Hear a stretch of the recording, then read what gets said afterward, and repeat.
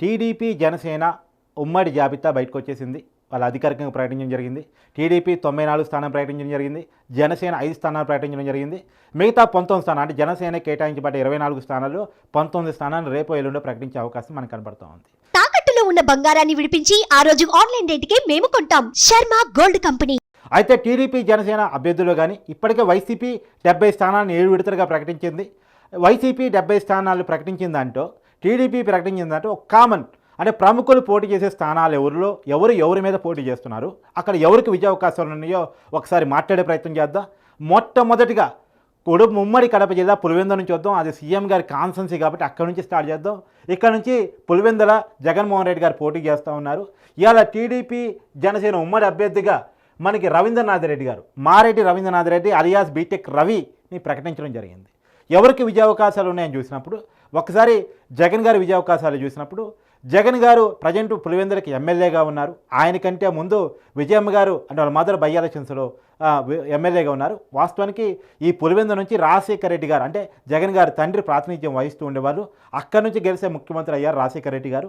రాజశేఖర రెడ్డి గారు మరణం తర్వాత వచ్చినటువంటి బై ఎలక్షన్స్లో విజయమ్మ గారు అక్కడి నుంచి ఎన్నిక కావడం జరిగింది. తర్వాత జగన్మోహన్ రెడ్డి గారు 2014లో మొట్టమొదటిసారిగా పులివెందు నుంచి ఎమ్మెల్యేగా ఎన్నికయ్యారు. అంతకుముందు పోయినసారి 2009లో ఆయన కడప ఎంపీగా ఉండేవాళ్ళు. తర్వాత పులివెందులో పోటీ చేసి ఎమ్మెల్యేగా అయ్యారు. సో పులివెందుల 2014లో అక్కడి నుంచి గెలిచి ప్రతిపక్ష నాయకుడిగా 2019లో మళ్ళా గెలిచి ముఖ్యమంత్రి అయ్యారు. ఇప్పుడు అక్కడి నుంచే మళ్ళా పోటీ చేస్తారు.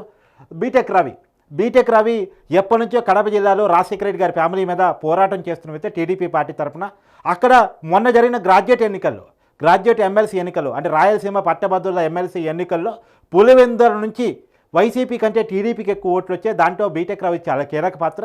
సో మొన్న గ్రాడ్యుయేట్ ఎమ్మెల్సీ ఎన్నికల్లో ఎక్కువ ఓట్లు వచ్చాయి కాబట్టి ఖచ్చితంగా టీడీపీ పార్టీని తీసి పడేయడానికి పులివెందులలో లేదు. ఖచ్చితంగా మంచి పోటీ అయితే ఇస్తుంది. కానీ ఇక్కడ జగన్ గారికే విజయ అవకాశాలు ఎక్కువ. ఎందుకంటే వాళ్ళ కుటుంబానికి ఇది పెట్టని కోట, ఒకప్పుడు కాంగ్రెస్ కోట, ఇప్పుడు వైసీపీ కోట. అక్కడ వాళ్ళకే విజయ అవకాశాలు ఉండే అవకాశం ఉంది. ఇక కుప్పానికి వస్తే మాజీ ముఖ్యమంత్రి టీడీపీ అధ్యక్షుడు నారా చంద్రనాయుడు గారు అక్కడి నుంచి పోటీ చేస్తూ ఉన్నారు టీడీపీ జనసేన ఉమ్మడి అభ్యర్థిగా. అలానే భరత్ వైసీపీ తరఫున పోటీ చేస్తూ ఉన్నారు వైసీపీ అభ్యర్థిగా. అప్పుడు ఎమ్మెల్సీగా ఉన్నారు ఆయన. సో ఎవరు విజయ అవకాశాలు ఏంటి అని చూసినప్పుడు నారా చంద్రబాబు గారు రాజకీయ ప్రస్థానం 1978లో నుంచి స్టార్ట్ అయింది. 1978లో ఆయన చంద్రగిరి నుంచి ఎమ్మెల్యేగా కాంగ్రెస్ పార్టీ తరఫున అప్పుడు గెలిచారు. తర్వాత 83లో ఓడిపోయారు. 89 నుంచి కుప్పంలో టీడీపీ తరఫున పోటీ చేయడం మొదలెట్టారు. ఇప్పటికి 30 సంవత్సరాలు ఆయన ఓటమి ఎరగకుండా వరుసగా గెలుచుకుంటూ వస్తున్నారు. 30 సంవత్సరాలుగా కుప్పానికి ఎమ్మెల్యేగా ఉన్నారు. ఆయన ఓడించడం అంత ఈజీ కాదు. కాకపోతే భరత్కుండే అడ్వాంటేజ్ ఏంటంటే ఇప్పుడు ఎమ్మెల్సీగా ఉన్నారు. అక్కడ పెద్దిరెడ్డి ఆయన వెనకాల ఉన్నారు. ఇప్పుడు గతంలో జరిగినటువంటి లోకల్ బాడీ ఎలక్షన్స్లో అంటే మున్సిపల్ ఎన్నికలు కావచ్చు, జడ్పీటీసీ సర్పంచ్ ఎలక్షన్స్లో వైసీపీ కొంత పాగా వేయగలిగింది. ఎందుకంటే చాలా దృష్టి పెట్టి కుప్పంలో ఎట్టి పరిస్థితుల్లో చంద్రబాబును ఓడించాల్సిందే అని చెప్పేసి పని కట్టుకొని అక్కడ కుప్పాన్ని చాలా సీరియస్గా తీసుకొని పనిచేసిన తర్వాత అక్కడ కొంత లోకల్ బాడీలో వైసీపీ గెలవగలిగింది. కానీ లోకల్ బాడీలు అంటే సహజంగా అధికార పార్టీకి అడ్వాంటేజ్గా ఉంటుంది. కానీ మెయిన్ ఎలక్షన్స్కి వచ్చేసరికి చంద్రబాబు నాయుడు గారు భరత్ కావాలన్నప్పుడు ఖచ్చితంగా చంద్రబాబు నాయుడు గారికే ఓటేసే అవకాశం ఉంది. చంద్రబాబు నాయుడు గారు భరత్ గారి మధ్య ఉన్న పోటీలో చంద్రబాబు గారికే గెలిచే అవకాశాలు ఉన్నాయి. ఇప్పటివరకైతే అక్కడ ఆయన ఓడిపోయింది లేదు, ఓడిపోతారని కూడా నేను అనుకోను. ఖచ్చితంగా కుప్పంలో చంద్రబాబు గారికి అవకాశం ఉంది. నెక్స్ట్ చూస్తే మనకి కనపడే నియోజకవర్గం హిందూపురం నుంచి టీడీపీ జనసేన ఉమ్మడి అభ్యర్థిగా నందమూరి బాలకృష్ణ పోటీ చేస్తామన్నారు.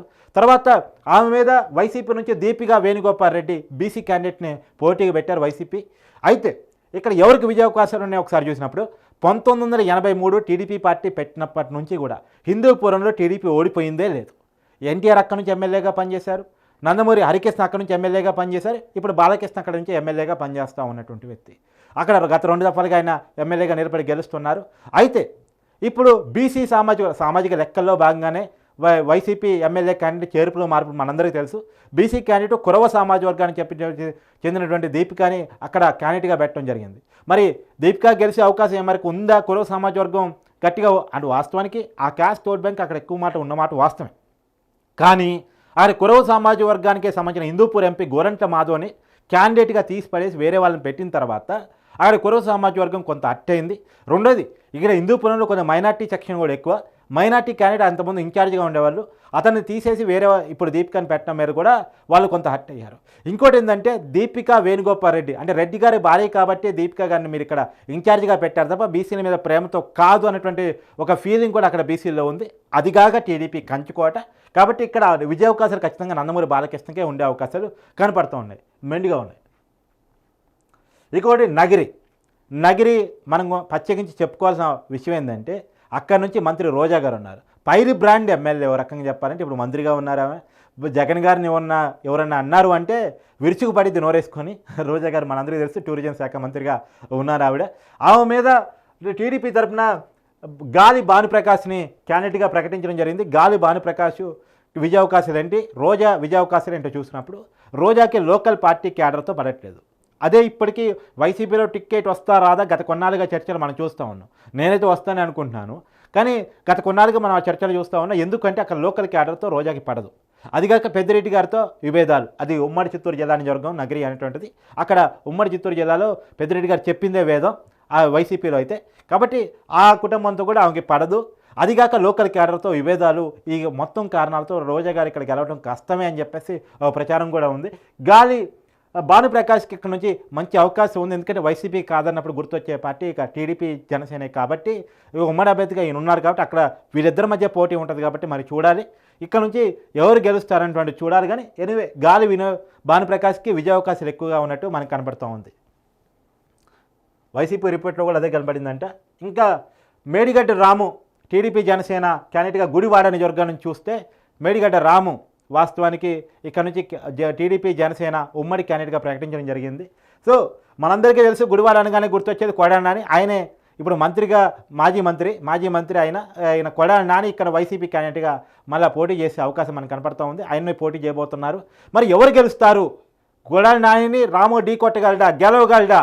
ఎందుకంటే ఒకప్పుడు ఇది టీడీపీ కంచుకోట గుడివాడ అనేటువంటిది, కానీ దాన్ని తన కొంచుకట్టుగా మార్చుకున్నారు కొడాలి నాని.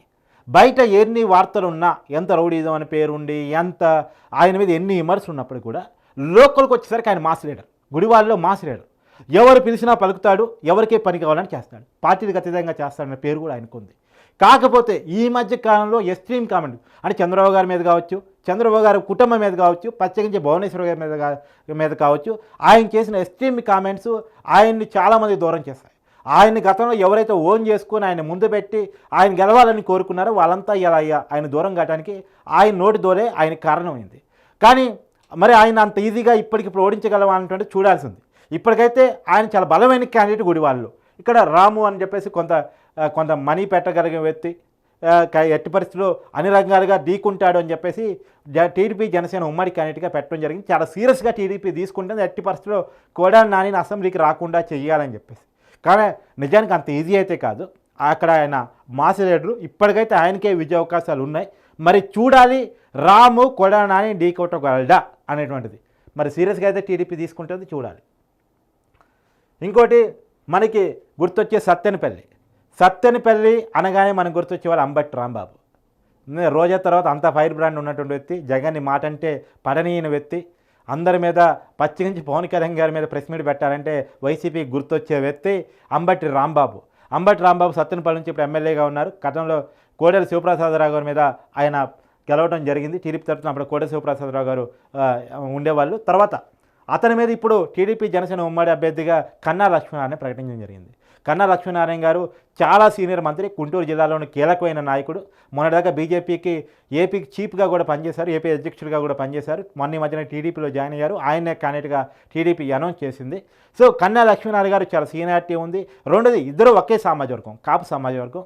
సో కాబట్టి కన్నా లక్ష్మీనారాయణ గారికి ఇక్కడ గెలిచే అవకాశాలు ఉన్నట్టు మనకు కనపడుతోంది. గతంలో కాపుల్లో కూడా వాస్తవంగా జనసేన పార్టీ అంటేనే కాపులు గుర్తొస్తారు. వాళ్ళు ఇప్పుడు టీడీపీతో పొత్తులో ఉన్నారు. అందులో కన్నా లక్ష్మీనారాయణ గారు జిల్లా మొత్తం ఓన్ చేసుకుంటారు. కాబట్టి కులాలు అనేది చూసినప్పుడు కూడా, క్యాలిక్యులేషన్ చూసినప్పుడు కూడా కమ్మ ప్లస్ కాపు ప్లస్ దళితు ఇవన్నీ కూడా కన్నా లక్ష్మీనారాయణ కలిసి వచ్చే అవకాశం ఉంది. రెండోది ఆయన సీనియారిటీ కూడా కలిసి వచ్చే అవకాశం ఉంది. కన్నా లక్ష్మీనారాయణ గారు మంత్రిగా ఉన్నప్పుడు, కాంగ్రెస్లో పెద్ద సీనియర్ నాయకుడిగా ఉన్నప్పుడు అంబటి రాంబాబు గారు చిన్న నాయకుడు వాస్తవానికి. కాబట్టి ఏదేమైనా సరే పరిస్థితులు ఎప్పుడూ ఒక రకంగా ఉండవు. ఇప్పుడు అంబటి రాంబాబు గారు మంత్రిగా ఉన్నారు. ఏది ఏమైనా ఇక్కడ ఎవరికి విజయ అవకాశాలు ఉన్నాయని చూసుకున్నప్పుడు ఖచ్చితంగా సత్తెనపల్లిలో కన్నా లక్ష్మీనారాయణ గారికి అవకాశాలు ఉన్నట్టు మనకు కనపడుతూ ఉంది. సరే నెక్స్ట్ నియోజకవర్గాన్ని చూసినప్పుడు టెక్కల్లో టీడీపీ రాష్ట్ర అధ్యక్షులు అచ్చెన్నాయుడు గారు పోటీ చేసి ఇప్పుడు ఎమ్మెల్యేగా ఉన్న సిట్టింగ్ ఎమ్మెల్యే ఇప్పుడు ఆయన మీద మన దువ్వాడ శ్రీనివాస్ వైసీపీ ఇప్పుడు ఎమ్మెల్సీగా ఉన్నారు. ఆయన పోటీ చేస్తున్నారు. ఎవరికి గెలిచే అవకాశం ఉంది ఒకసారి చూసుకున్నప్పుడు వాస్తవానికి టెక్కలి అనేటువంటిది అచ్చెన్నాయుడు గారికి కంచుకోట, టీడీపీకి కంచుకోట. ఇక్కడ నుంచి ఖచ్చితంగా అచ్చెన్నాయుడు గారు గెలిచే అవకాశం ఉంది. అసలు శ్రీకాకుళంలోనే ఎర్రనాయుడు, అచ్చెన్నాయుడు అంటే వాళ్ళ కుటుంబానికి ఒక మంచి పేరు ఉంది, వాళ్ళకి ఒక బ్రాండింగ్ ఉంది. టీడీపీకి కూడా ఉత్తరాంధ్రలో మంచి బ్రాండింగ్ ఉంది వాస్తవానికి. మొన్న గెలిచినటువంటి 23 స్థానాల్లో కూడా అతి తక్కువ స్థానాల్లో కూడా టెక్కలి 1 అంటేనే టెక్కల్లో ఎట్టి పరిస్థితుల్లో టీడీపీ గెలవడానికి విజయ అవకాశాలు ఎక్కువ ఉన్నాయని మనం అనుకోవచ్చు. సో దువ్వాడ శ్రీనివాస్ కూడా చిన్నోడేం కాదు, మాస్ లీడరు. కాకపోతే ఏంటంటే దువ్వాడ శ్రీనివాసుని ఇప్పుడు ఇన్ఛార్జిగా ప్రకటించారు. అంతకుముందు దువ్వాడ వాణి అంటే వాళ్ళ భార్యని ఇన్ఛార్జిగా ప్రకటించారు. ఇతను పక్కన పెట్టేసి వాళ్ళ భార్య మొత్తం మధ్య కూడా చిన్నపాటి గొడవలు విభేదాలు ఉన్నాయి, రాజకీయంగా ఉన్నాయి, వ్యక్తిగతంగా కూడా వాళ్ళిద్దరి మధ్య విభేదాలు ఉన్నాయి. సో ఎవరు పోటీ చేయాలి అంటే ఇదంతా కూడా వాళ్ళ పార్టీలో ఉన్నటువంటి గోల. ఇంకా కూడా చాలామంది క్యాండిడేట్స్ వాళ్ళ పార్టీలో ఉన్నారు, ఇంటర్నల్ వాళ్ళు చాలా పార్టీలో గట్టిగా ఉంది. అదిగాక టీడీపీలో ఇక అచ్చెన్నాయుడే క్యాండిడేట్ ఫిక్స్, వేరే వాళ్ళు విభేదాలు లేవటం అంతర్గత కుమ్మరాట్లు వాళ్ళ పార్టీలో టెక్కల నియోజకవర్గం అయితే లేవు. కాబట్టి ఇక్కడ నుంచి ఎట్టి పరిస్థితుల్లో అచ్చెన్నాయుడు గారు గెలిచే అవకాశాలు ఉన్నాయి. గతంలో కూడా మన ఇతను ఎంపీగా దువ్వాడ శ్రీనివాస్ ఎంపీగా పోటీ చేసి ఓడిపోవడం జరిగింది. దానికి ఆ సింపతి ఉన్నప్పటికీ కూడా టెక్కల నియోజకవర్గం టీడీపీ కంచుకోట, అందులో అచ్చెన్నాయుడు గారి కుటుంబానికి కంచుకోట. ఖచ్చితంగా అచ్చెన్నాయుడు గారు ఇక్కడ నుంచి గెలిచే అవకాశం మనకు కనపడుతూ ఉంది. ఇక నెక్స్ట్ వచ్చేసి భీమవరం అనౌన్స్ వీళ్ళు చేయలేదు, వాళ్ళు చేయలేదు. వైసీపీ నుంచి ఇప్పుడు గంధి శ్రీనివాస్ ఎమ్మెల్యేగా ఉన్నారు. భీమవరం నుంచి పవన్ కళ్యాణ్ గారు పోటీ చేస్తారని చెప్పేసి పవన్ కళ్యాణ్ గారి స్టేట్మెంట్ నుంచి మనం అర్థం చేసుకోవచ్చు. కానీ అఫీషియల్గా ఇవాళైతే అనౌన్స్ చేయలేదు. టీడీపీ జనసేన అభ్యర్థిగా పవన్ కళ్యాణ్ ఉంటారు. ఇప్పుడు వైసీపీ నుంచి గంధి శ్రీనివాసే ఉంటారా లేదా ఇంకెవరికైనా ఇస్తారా అంటుంటే తెలియదు. కానీ గతంలో పవన్ కళ్యాణ్ గారు భీమవరం నుంచి పోటీ చేసి ఓడిపోయిన మాట వాస్తవం. కానీ ఈసారి టీడీపీ ఓట్ బ్యాంక్ కూడా కలిసినప్పుడు ఖచ్చితంగా పోయినసారి TDP vote bank Janasena vote bank కలిసినప్పుడు హ్యూజ్ మెజార్టీ, పెద్ద మెజార్టీతో అక్కడ టీడీపీ జనసేన ఉమ్మడి క్యాండిడేట్ గెలిచే అవకాశం ఉంది.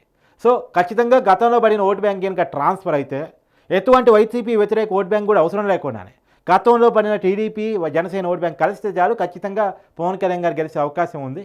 ఈసారి ఇక్కడ భీమవరం నుంచి పవన్ కళ్యాణ్ గారు ఎమ్మెల్యేగా అసెంబ్లీకి వచ్చే అవకాశం మనకు కనబడుతూ ఉంది. ఇది ప్రముఖులు పోటీ చేసే ఇప్పటివరకు వచ్చిన లిస్టులో నుంచి మనం తీసుకున్న కొన్ని పేర్లు. అక్కడ ఎవరు గెలవడానికి అవకాశం ఉందో మనకు వచ్చిన అంచనా మేరకు మనం చెప్తుంది. Thank you.